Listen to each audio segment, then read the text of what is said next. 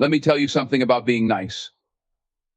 It's a gift, but sometimes it feels like that gift comes with strings attached, strings that bind you, hold you down, and leave you wondering why, despite your best intentions, you end up alone.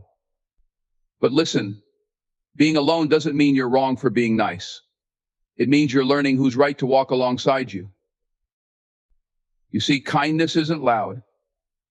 It doesn't demand attention, doesn't shout. Look at me, it's a whisper in a noisy world. And because of that, some folks don't see it, they don't hear it, they take it for granted. But hear me now, your kindness is not their weakness to exploit. It's your strength to protect. The misunderstood strength of kindness lies in the way society often perceives and interacts with it.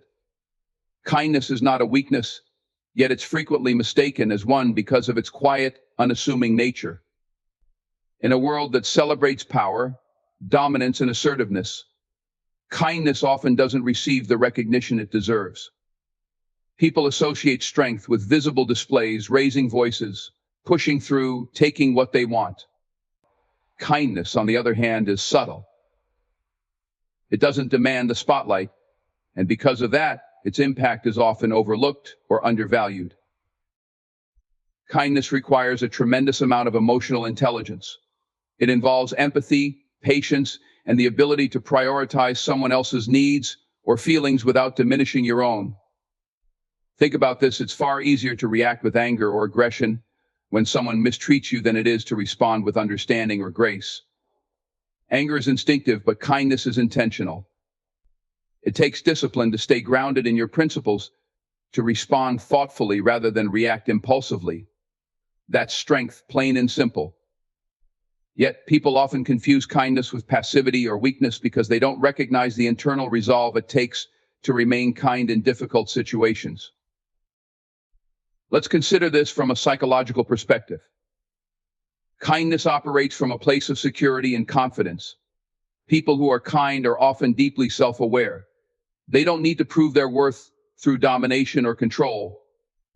They derive their sense of self from a place of inner peace, not external validation. This internal stability can make them appear soft to those who misinterpret their calm demeanor. But being kind doesn't mean you're incapable of standing up for yourself. It means you choose your battles wisely and handle conflict with integrity, rather than aggression. In educational settings, particularly among young people, this misunderstanding of kindness can have significant implications. Students who are naturally kind may be viewed as pushovers or easy targets for exploitation by peers who equate kindness with vulnerability. This creates a dangerous dynamic where kindness is undervalued and aggressiveness is rewarded. It's vital for educators and mentors to teach children and young adults that kindness is not just a moral virtue, but also a form of strength that benefits both individuals and communities. Research in social psychology backs this up. Studies have shown that acts of kindness can increase feelings of well-being, reduce stress, and even improve physical health. Kindness fosters trust, cooperation, and meaningful connections. It's the foundation of healthy relationships and thriving communities. However, these benefits aren't always immediately visible. The person who extends kindness might not see an immediate return on their effort, leading to feelings of being overlooked or undervalued. This is especially true in environments that prioritize competition over collaboration. In professional settings, this misunderstanding can result in kind individuals being passed over for leadership roles or promotions. There's a stereotype that leaders must be tough, aggressive, and uncompromising. But some of the most effective leaders in history have been those who led with kindness and empathy. They understood that inspiring and empowering others produces better long-term results than ruling through fear or intimidation. Kindness in leadership is a strategic advantage, yet it's often dismissed because it doesn't fit the traditional mold of what strength looks like. The misinterpretation of kindness as weakness is compounded by the fact that kindness often doesn't seek recognition. It's quiet.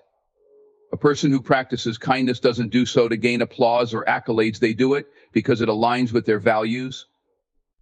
But in a world that rewards the loudest voices and the most visible actions, this quiet strength can be overshadowed. The result is that kind people may go unnoticed or unappreciated, even though their contributions are significant. Kindness also requires resilience. When you're kind, you open yourself up to the possibility of being hurt. You take emotional risks by extending trust and compassion to others, knowing full well that it might not be reciprocated. It takes courage to remain kind in the face of rejection, criticism, or betrayal. Kindness, therefore, isn't just an act of generosity, it's a testament to one's ability to persevere in the face of adversity. For educators, parents, and leaders, it's essential to model and teach the value of kindness as a strength. This involves redefining societal norms around what strength looks like. Strength isn't about overpowering others, it's about empowering them. It's about creating environments where kindness is not only encouraged, but also celebrated as a critical component of success and well-being. In summary, kindness is often misunderstood because it doesn't conform to the conventional displays of strength that society glorifies. But true strength lies in the ability to act with empathy, patience, and grace, even in the face of challenges. By recognizing and teaching the value of kindness, we can begin to shift the narrative and ensure that this incredible strength is no longer overlooked or undervalued. Boundaries are not the enemy, they are essential for maintaining healthy relationships, personal well-being, and self-respect.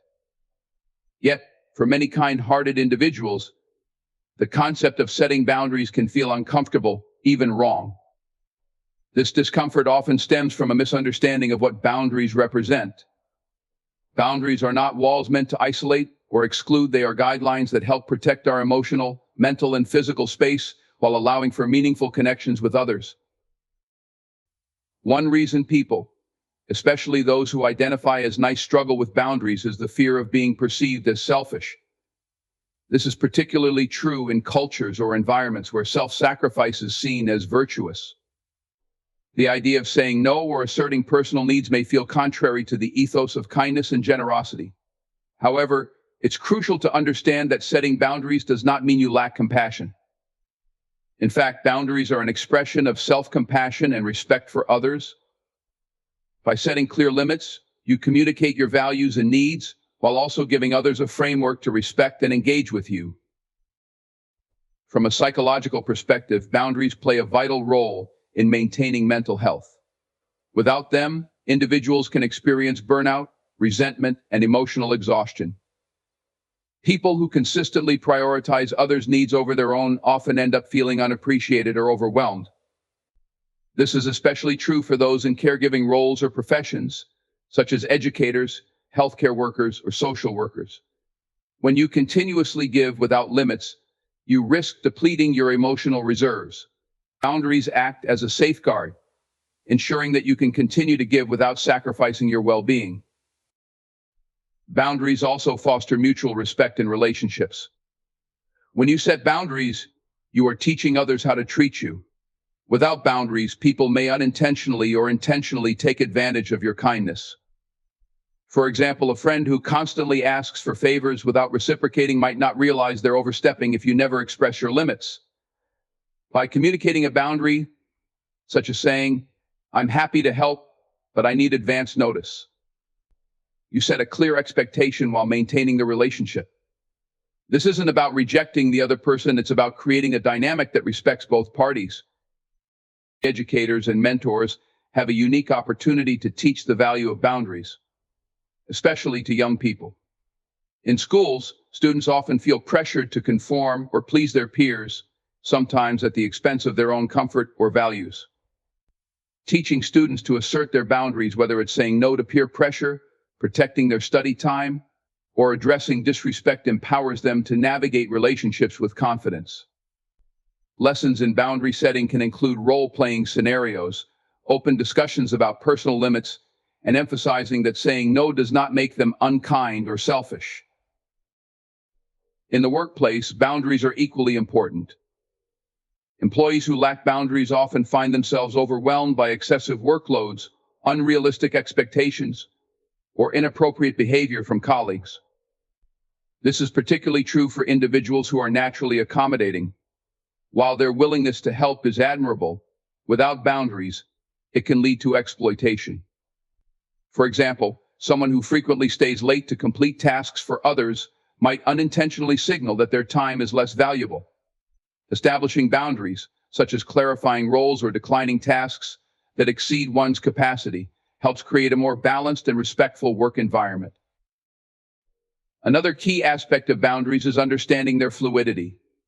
Boundaries are not rigid rules, they can evolve based on circumstances and relationships. For instance, you might have different boundaries with a close friend compared to a colleague. Recognizing this flexibility allows you to adapt without compromising your core values. However, it's essential to ensure that this adaptability doesn't lead to a complete erosion of your boundaries. Consistency is crucial for boundaries to be effective. If you frequently compromise on your limits, others may not take them seriously. Cultural and societal norms also play a role in how boundaries are perceived and practiced. In some cultures, collectivism and interdependence are highly valued, which can make boundary setting appear counterintuitive. For example, individuals from such cultures might feel obligated to prioritize family or community needs over their own.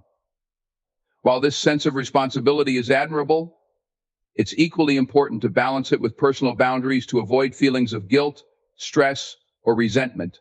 Educating communities about the importance of boundaries in sustaining healthy relationships can help shift these perceptions. From a developmental standpoint, boundaries should be introduced and reinforced early in life. Children who are taught to express their needs and preferences are more likely to develop healthy boundaries as adults. Parents and educators can model this behavior by respecting children's autonomy and encouraging open communication. For example, allowing a child to say, "I need some alone time," validates their feelings and teaches them that setting boundaries is acceptable. One challenge in setting boundaries is the fear of confrontation. Many people avoid establishing limits because they worry about how others will react. This fear is valid. Not everyone will respond positively to boundaries, especially if they've benefited from a lack of them in the past. However, it's important to remember that a negative reaction does not invalidate the necessity of your boundary. Practicing assertive communication, stating your needs clearly and respectfully, can help minimize conflict while reinforcing your boundaries. Ultimately, boundaries are an essential tool for maintaining balance, respect, and well-being. They allow you to give freely without feeling depleted, connect deeply without losing yourself, and build relationships that honor both parties. Recognizing that boundaries are not the enemy but rather the protector of kindness and self-worth is a transformative realization that can lead to healthier, more fulfilling interactions in every area of life. Kindness doesn't mean acceptance of disrespect. This is a critical distinction that must be made, particularly for those who prioritize compassion and empathy in their interactions. Kindness, at its core, is about treating others with respect, generosity, and understanding. It involves giving others the benefit of the doubt, extending a helping hand, and seeing the best in people. However, being kind does not and should not require tolerating behaviors that diminish your dignity, violate your boundaries, or compromise your well-being. One common misconception is that kindness and conflict avoidance are the same. Many people believe that in order to be kind, they must avoid confrontation at all costs, even when faced with mistreatment. This mindset can lead to a cycle of tolerance for disrespect, where others exploit a person's kindness because they know it won't be met with resistance. Yet, kindness and assertiveness are not mutually exclusive. In fact, true kindness involves standing up for yourself and ensuring that your relationships are built on mutual respect. The psychology behind this dynamic often lies in the fear of rejection or conflict. Kind individuals may hesitate to address disrespect because they worry about being perceived as harsh or unkind.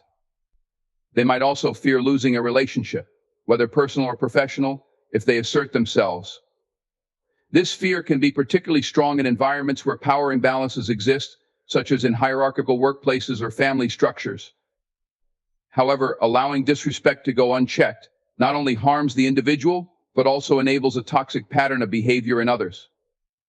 Educational settings offer a powerful opportunity to teach the distinction between kindness and acceptance of disrespect. For instance, students often encounter situations where their kindness is tested perhaps through bullying, peer pressure, or even subtle forms of manipulation.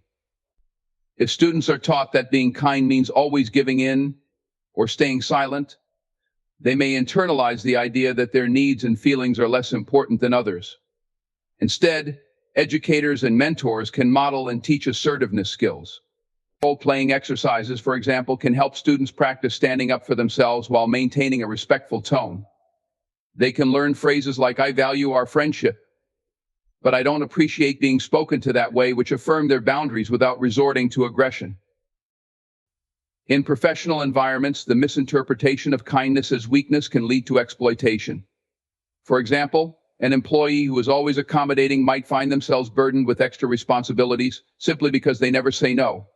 Colleagues or supervisors may unintentionally or intentionally take advantage of this willingness, assuming that the individual will never push back. While being helpful and cooperative are admirable traits, there is a fine line between being a team player and being a doormat. Professionals must recognize when their kindness is being taken for granted and learn to assert themselves without guilt. One effective way to address this is through the use of clear communication. For instance, instead of passively accepting an unreasonable request, a kind but assertive individual might respond, "I'd love to help, but I have other priorities right now. Let's discuss how we can redistribute this task." This response maintains a tone of cooperation while clearly setting a boundary. It's important to remember that assertiveness is not aggression. The goal is not to retaliate or escalate conflict, but to establish a dynamic where mutual respect can thrive. Another important aspect of refusing to accept disrespect is recognizing the power of self-worth. People who have a strong sense of self-worth are less likely to tolerate disrespect because they understand that their value is not dependent on others' approval. Developing this self-worth often involves self-reflection and practice. Journaling, therapy, or even engaging in activities that foster a sense of accomplishment can help individuals build confidence in their inherent value. When someone knows their worth, they are more likely to stand firm against behaviors that undermine it. Cultural and societal factors also play a significant role in shaping how kindness and disrespect are perceived. In some cultures, there is a strong emphasis on maintaining harmony and avoiding conflict, which can make standing up to disrespect feel taboo. For example, individuals may feel pressured to save face or prioritize collective peace over personal boundaries. While these values can contribute to a respectful society, they can also create environments where toxic behavior is allowed to persist. Education and awareness campaigns that encourage open dialogue about the importance of balancing kindness with self-respect can help shift these cultural norms. In personal relationships, the acceptance of disrespect often stems from a desire to preserve harmony or avoid loneliness. People may stay silent in the face of rude comments, controlling behavior, or neglect because they fear losing the relationship altogether. However, allowing disrespect to persist often damages the relationship in the long run, creating resentment and eroding trust. Instead, addressing issues as they arise calmly, respectfully, and directly can lead to healthier, more balanced connections. For instance, saying, "I feel hurt when you speak to me that way. Can we talk about how to communicate better?" opens the door for resolution without sacrificing kindness. Children and young adults must also learn that kindness does not obligate them to endure mistreatment. For example, teaching children to say, "Please don't talk to me like that," it's not kind, empowers them to assert themselves while staying true to their values. Similarly, encouraging teenagers to walk away from toxic friendships or romantic relationships reinforces the idea that kindness includes kindness to oneself. Ultimately, kindness is a strength, but like any strength, it must be balanced with discernment. By refusing to accept disrespect, individuals affirm their self-worth, foster healthier relationships, and set a powerful example for others. Kindness doesn't mean sacrificing your dignity or enduring mistreatment. It means treating others and yourself with respect and integrity. The burden of being the giver is a reality many kind-hearted individuals face, often without fully realizing its weight. Givers, those who consistently prioritize the needs of others, offer help without hesitation, and seek to uplift those around them, play an invaluable role in relationships, communities, and workplaces. However, when giving becomes a one-sided dynamic, it can lead to feelings of exhaustion, neglect, and imbalance. Understanding this burden and learning to manage it is essential for maintaining both personal well-being and healthy relationships. At its core, giving is an act of generosity and selflessness. Givers often derive joy and fulfillment from helping others, whether it's through emotional support, time, resources, or effort. However, this altruism can become a double-edged sword when it is not reciprocated or appreciated. A person who is always the giver may find themselves in relationships or environments where their kindness is taken for granted. Over time, this can lead to emotional fatigue and even resentment, as the giver realizes their efforts are not being met with equal care or consideration. From a psychological standpoint, the act of giving activates reward centers in the brain. Studies have shown that acts of kindness release endorphins and promote a sense of well-being. However, when giving becomes excessive or one-sided, it can deplete the giver's emotional and physical resources. This phenomenon, often referred to as compassion fatigue in caregiving professions, highlights the need for balance. A person cannot pour from an empty cup. Even the most generous individuals need time to recharge and receive support themselves. The burden of being the giver is particularly pronounced in relationships where there is a lack of reciprocity. For example, a friend who always initiates plans, offers support, and provides a listening ear may begin to feel unvalued if their efforts are not reciprocated. Similarly, in romantic relationships, one partner might take on the emotional labor of resolving conflicts, managing responsibilities, or catering to the other's needs, creating an imbalance that can strain the relationship over time. It's important to recognize that healthy relationships are built on mutual respect and effort. When one person is always the giver, the relationship becomes unsustainable. In professional settings, givers often face similar challenges. They may take on extra tasks, mentor colleagues, or volunteer for responsibilities outside their job description. While these actions can demonstrate leadership and initiative, they can also lead to burnout if not managed carefully. Employers and colleagues may come to expect this level of effort, unintentionally placing an increasing burden on the giver. Learning to set boundaries in the workplace is critical for preventing this dynamic from becoming exploitative. For instance, a giver might say, "I'd love to help with this project, but I need to prioritize my current workload first." This communicates their willingness to contribute while maintaining realistic limits. Cultural and societal factors can also contribute to the burden of being the giver.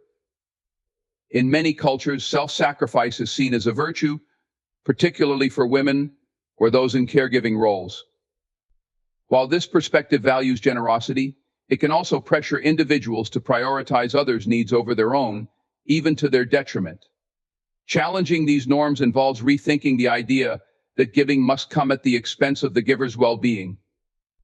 Instead, it's important to promote the idea that giving and receiving are equally valuable and necessary for balanced relationships.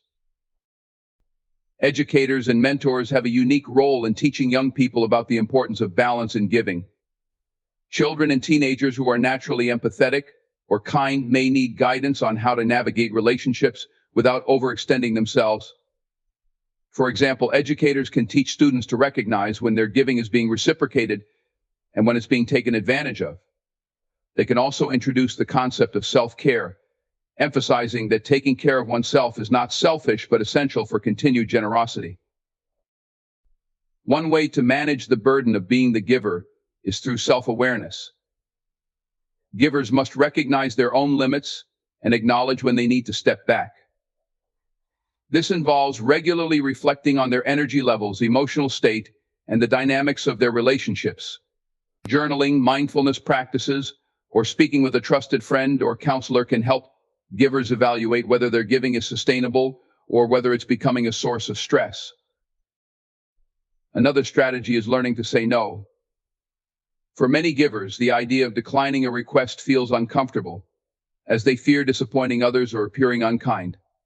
However, saying no is an essential skill that allows givers to protect their time and energy. It's important to frame this as an act of self-respect rather than selfishness. For example, a giver might say, "I can't help with that right now, but I hope you find the support you need." This response maintains kindness while setting a boundary. Finally, givers must learn to embrace the role of the receiver. Many givers struggle to accept help or support from others, viewing it as a sign of weakness or failure. However, receiving is just as important as giving in maintaining balanced relationships. Accepting help allows others to give back, creating a dynamic of mutual care and support. It also reinforces the idea that everyone deserves kindness, including the giver themselves. The burden of being the giver is not an inevitable consequence of kindness. By cultivating self-awareness, setting boundaries, and fostering reciprocal relationships, givers can continue to share their generosity without compromising their own well-being. In doing so, they create healthier, more sustainable dynamics that honor both their compassion and their worth.